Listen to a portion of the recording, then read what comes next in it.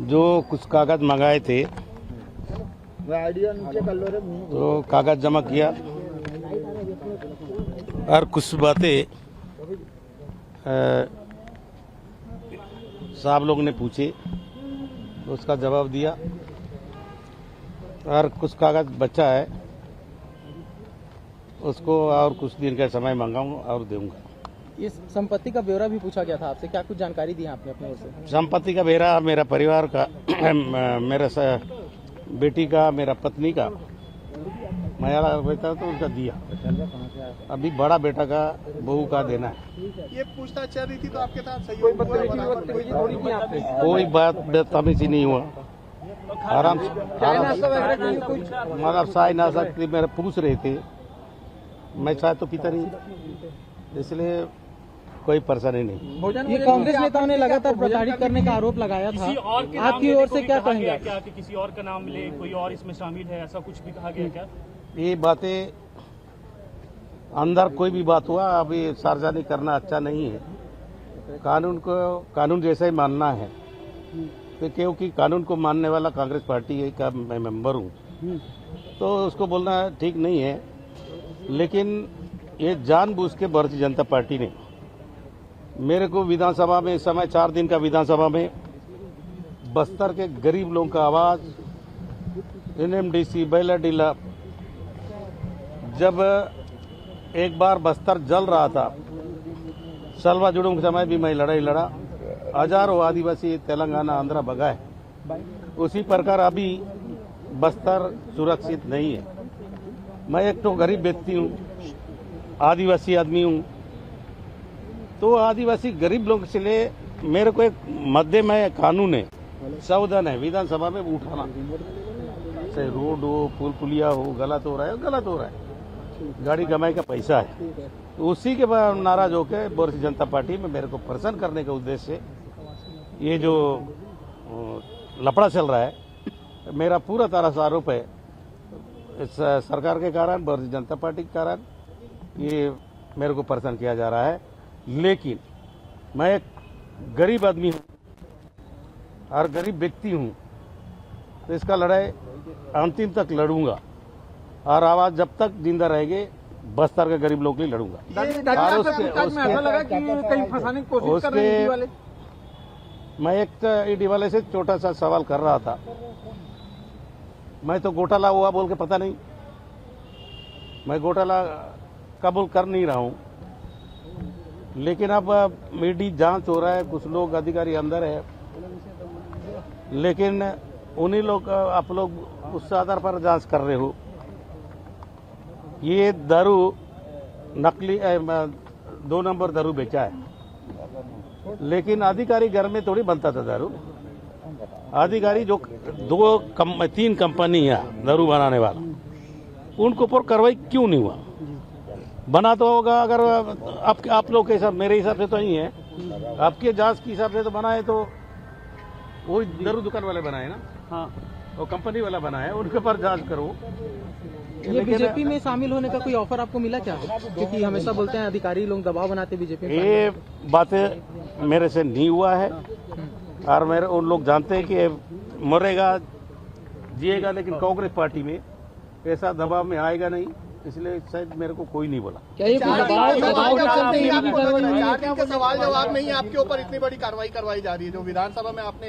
इसे गरीब लोग को कुतुलनार में आदिवासी बच्चे लोगों को गोली मारना और तुम्हारा आश्रम हॉस्टल के बच्चे मरना, आश्रम में और बच्चे के ऊपर 50 रुपया लेना, तो ये सारे बातें उठाए, नगर को निजीकरण की बातें उठाए और हमारा बैलाडीला को, बस्तर को बर्बाद करने का बात उठाए। बस्तर के लोग सुरक्षित नहीं है। जब तेलंगाना में जब चलवा जुड़ूं समय हजारों आदमी भगाए, अभी भी लोगों को परेशानी है, वही बात उठाने से भारतीय जनता पार्टी चिढ़ चुकी है। सवाल में की आपको 8 घंटे की पूछताछ के बाद कवासी लखमा बाहर आए हैं। पिछले 8 घंटे से लगातार उनसे पूछताछ की जा रही थी। ईडी की टीम लगातार उनसे एक के बाद एक कई सवाल उनसे पूछा गया है। तो ज्यादा जानकारी के लिए हमारे साथ शिवम जुड़ गए हैं। शिवम, 8 घंटे की पूछताछ के बाद कवासी लखमा बाहर आए और बाहर आने के बाद उन्होंने आरोप लगाया और कहा कि भारतीय जनता पार्टी उनको फंसाने की कोशिश कर रही है, चूंकि बार बार वो इससे पहले भी वो लगातार नक्सली से जुड़ी बातों को लेकर सरकार पर सवाल उठाते थे, इसकी वजह से उन पर कार्रवाई की गई है।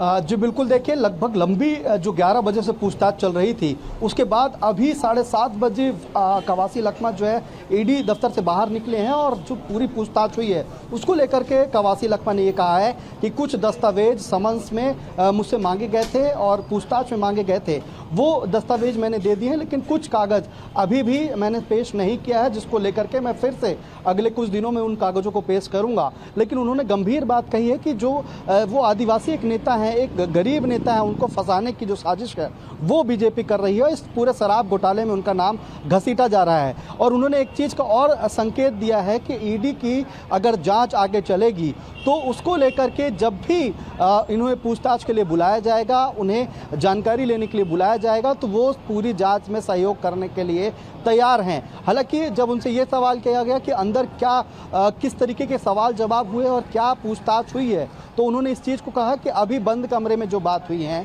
इनको सार्वजनिक करने का कोई अर्थ नहीं है, सही समय आएगा तो उनको भी सार्वजनिक किया जाएगा। यानी कि जो पूरे 11 बजे से लेकर के शाम 7:30 बजे तक जो बड़ी पूछताछ चली है, अलग अलग जगहों में अलग अलग पार्ट में पूछताछ की गई है, अलग अलग अधिकारियों ने जो पूछताछ की है, इनको लेकर के पूरा एक संवेदनशील जो मामला बन रहा था शराब घोटाला मामले में, उसको लेकर के लगातार ये अब कवासी लखमा को जो है वो छोड़ दिया गया है। अब ये बताया जा रहा है कि कल या फिर परसों में फिर से उनको पूछताछ के लिए बुलाया जाएगा,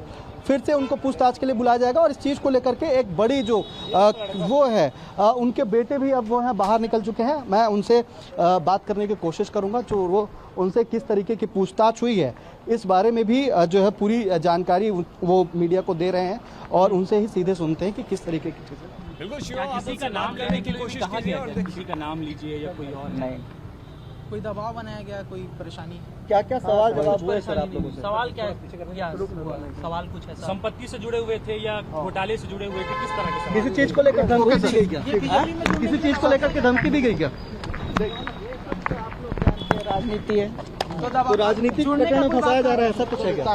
ऐसा ही है। तो एक ही तो आदमी है कवासी लखमा जो बस्तर की बात करता है। क्या नगरीय निकाय चुनाव को देखते हुए भी ये सब हो सकता है? तो ये कवासी लखमा के बेटे थे जो बता रहे थे कि किसी भी संभावनाओं को जो है इनकार नहीं किया जा सकता। सर, किसी तरीके का संदेश देना चाहेंगे क्या? कुछ बोलना चाहेंगे पूरी कार्रवाई को लेकर?